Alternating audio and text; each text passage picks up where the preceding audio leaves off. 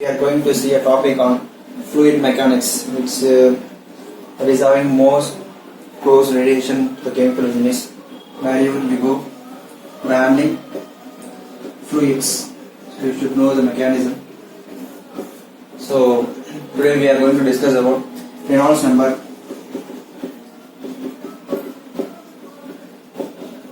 Which is very important when it comes to the fluid mechanics. If you know the Reynolds number, you can find out what is the type of flow. Based on that, you can have to calculate mostly constants like Reynolds number, Prandtl number, Schmidt number. So those are having important role in fluid mechanics. So for that, mostly we go for Reynolds number only. So all these constants are dimensionless. It doesn't have any units. So we call it as dimensionless numbers, right?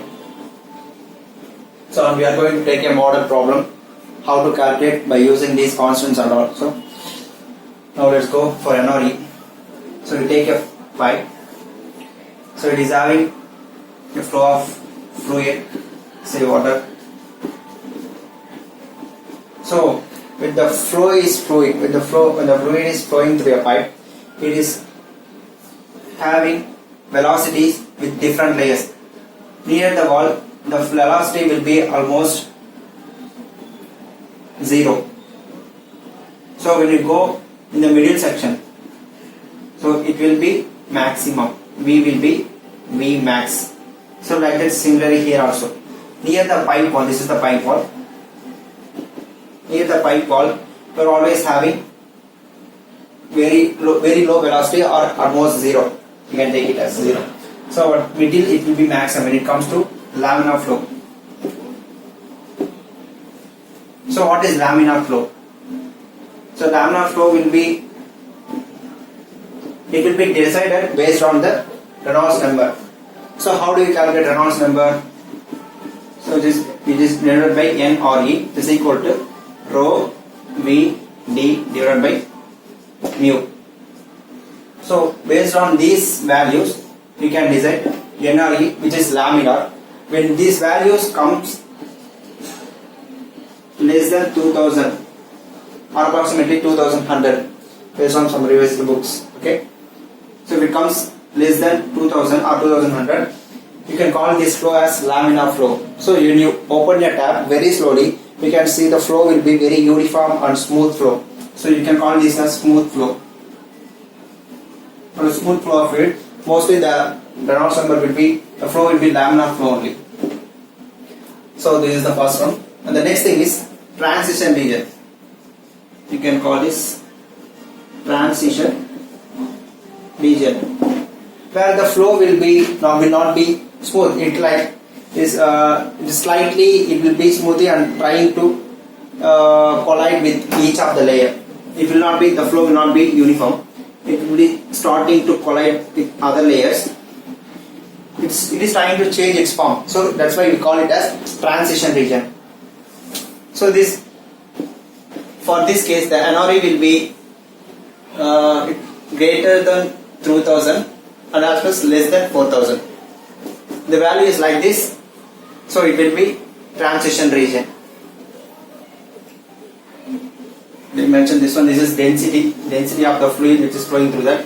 It could be either water, oil, any fluid. So for density of the medium and velocity as well. And this is dia of the pipe.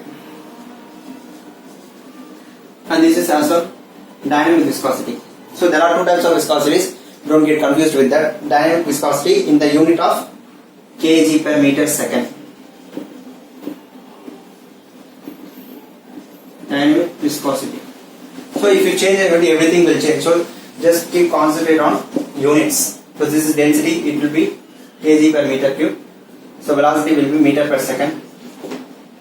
There it will be in meters, not millimeter, not centimeter. It will be in meters. So we come on SI unit. So when you get cancelled, it will be dimensionless. All the units will get cancelled. So now we saw that laminar flow and transition region. The next thing is turbulent flow. Like if you open the tap very forcefully or suddenly, you will get very collided and zigzag flow. That is called turbulent flow. the flow will not be maximum, it will be like this. All the layers will get disturbed and collided when you open the tab. The flow will be like this. So this is called turbulent flow. For this case, the NRV will be greater than 4000, or it will be 10 to the power 5, 10 power 6, like that also it will go. So if that is the case, then it is called turbulent flow. So we know what are the types of flow. Now you will go for the problem. For example, if a medium, take a pipe. The medium is having density, take water, density is having 1000 kg per meter cube, and velocity, take 2 meter per second, and dia we need. Dia we just take it as 100 mm, and viscosity just take it as 0.001 kg per meter second as dynamic viscosity. So if this is the case, what will be the NRE? NRE is equal to rho Vd divided by mu. It will be like 1000 into velocity 2 into dia is 100, 0.001. It will be greater than approximately 10 power 5. It is turbulent flow only. So like that, based on these values, you can find out the type of flow which is flowing through the piping. So the next thing we are going to see. So if you have any doubts on Reynolds number, we can ask it. We can find out to find out the flow only. We have seen that.